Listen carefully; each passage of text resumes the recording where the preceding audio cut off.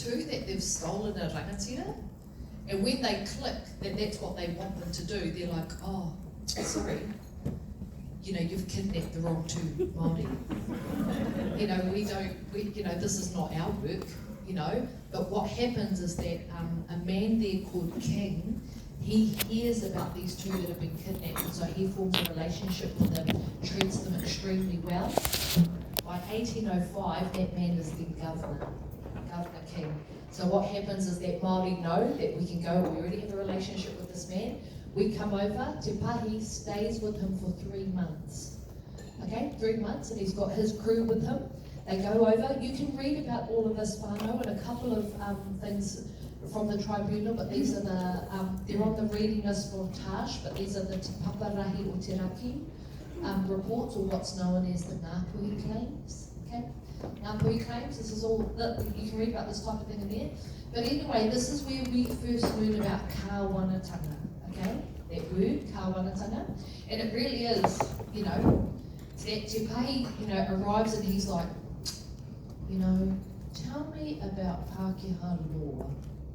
I need to know how this operates. And the governor's like, oh, right, hey, well, I'm the governor, Now, was the governor the top? Right. The top authority? No, who's that? All the way over in, England, very good, yep. But anyway, so that's one of the things we learned. There's heaps of other things, whānau, like, that you can read for yourself, but he explains, we have this thing called court. We have this thing called court where, and so he says to Te Pahi, Te Pahi hasn't gone on his own whānau, he's got, his crew with him, including those that are translators. Who were our good translators at the time? Missionary, not quite yet whānau, this is still in the days about Pākehā Māori. Pākehā Māori, yeah, but look into it, there's a huge histories there. Why has histories about Pākehā Māori been so suppressed?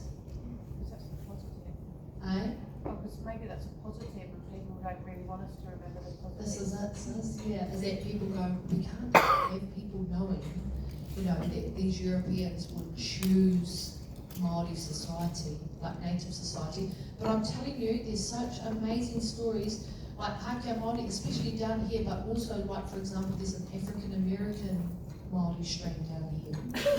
Yeah, from jumping off. Because what types? So there's British ships here, but what else? American. Yeah, American ships, French ships, yeah. So all those things, yeah. Native American, Indian strain all the way up north, the Cook whānau. Yeah. But just know that there's all those types of things whānau, but anyway, and he says to Te Pahi, come along with me to this court case, because there's two men that are going to be sentenced for stealing a pig.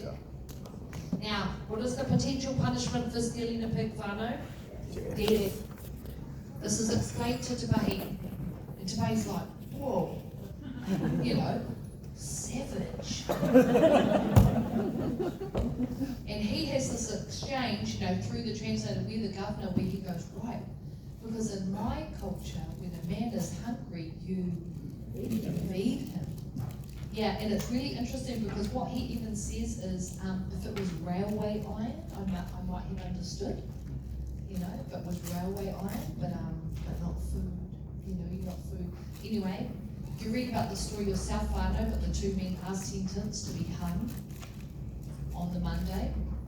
And this is where the relationship between Te Pahi and the governor develops further, because he lobbies for them, for the governor to save their lives, which he does. Yeah, he just finds it too abhorrent. There's also another scenario where you can read where and this is all Māori learning about kāwanatanga and that law, is that what happens is that he then also challenges the governor, and he goes, oh look, if the punishment for stealing food is death, then the captain of the ship that brought me over, we need to kill him. Because when we were in New Zealand, he stole my potatoes. I caught him doing that, And then it's explained to Te Pahi, no, not quite, doesn't quite work like that, And so this is where we learn, right, so our British friends have laws, but they apply them a little bit inconsistently, all those types of things. And anyway, just know that you can read about his experiences, whānau, over there, Certainly what we know is that by 1810, the sight of Māori in Australia is so everyday that they reckon it doesn't even warrant a second glance. That Māori are over there trading all the time, and we are aware of the system there. What Te Pahi does is that he shares this information with a group called He Whakamenenga, okay? Now this group is really important in our treaty story, and it is part of the update, because He Whakamenenga is the group that eventually signed what in 1835? He Whakaputanga. Excellent. Everyone already knows about He Whakaputanga? Yes, basically. No, some other people. Okay, right, whānau. Just know this is one of the huge updates, is that you can't really have a tiriti analysis without understanding some of the connections with He Whakaputanga, which is our Declaration of Independence that is signed when? 1835. This is the group that signed it, okay? That group are not formed in 1835, they are formed by 1808. Okay, 1808, we know that Te Pahi is there and that Kāwanatanga is on the agenda in terms of him sharing what it is, okay? Now, I will just say that one of the reasons that He Whakamenenga has been formed is because of increased trade activity, but also that we are seeking peace, okay? Because something bad has happened in 1807. It's what they referred to as the Boyd, or the Boyd Massacre. Who's heard about this?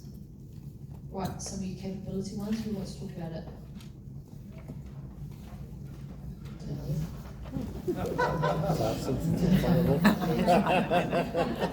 Volunteer, please.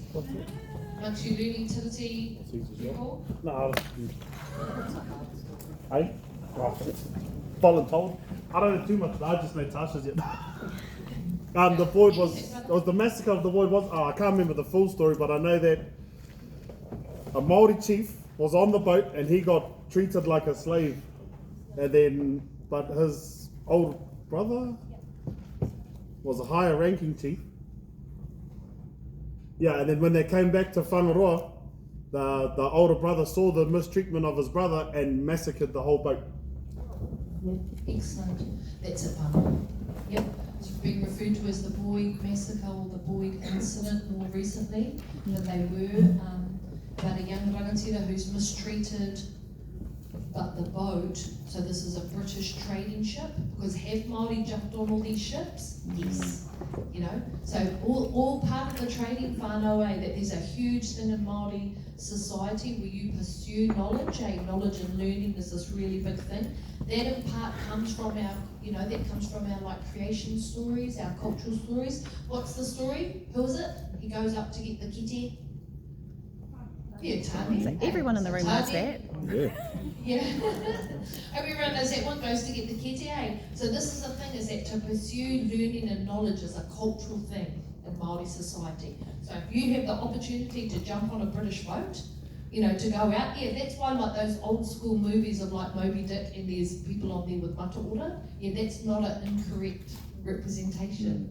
Yep, so our ancestors are jumping on these ships, going everywhere. They reckon, in the Ngāpuhi claim, they reckon that by 1840, 1,000 Ngāpuhi had been to like 69 different nations across the globe. Yep, because we are jumping on these ships. And these ships, whānau, just to be clear, there's depths and depths of the story, but know that they're not just coming to New Zealand and back. New Zealand is being used as a midway point as well, where you come in and you stock up, and then ships continue to travel to wherever they're travelling across the globe. We know some places were China, Fiji, or places like that. So they're stopping in, but this is exactly what's happened, is that this young rangatira has been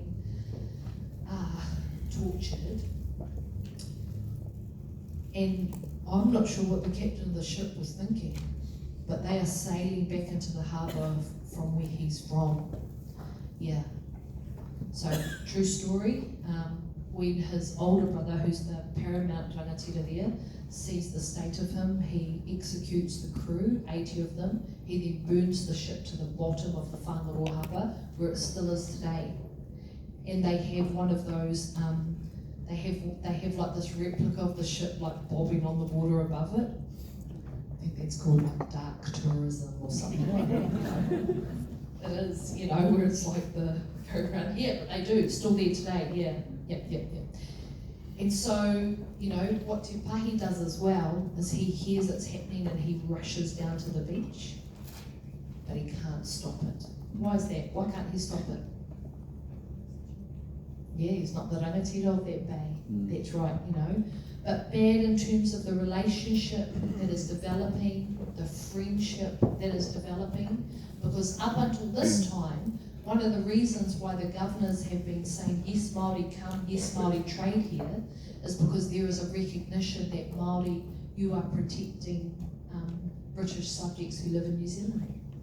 You know, you are welcoming them coming here, you know, you are looking after them while you're here, you know, etc. So the void is considered bad, you know, bad all round. You know, why would that older brother do that though? Why would he just go, wild boys? What's the issue? Yeah, very good, mana. Mana. And his love for his little brother also. Yeah.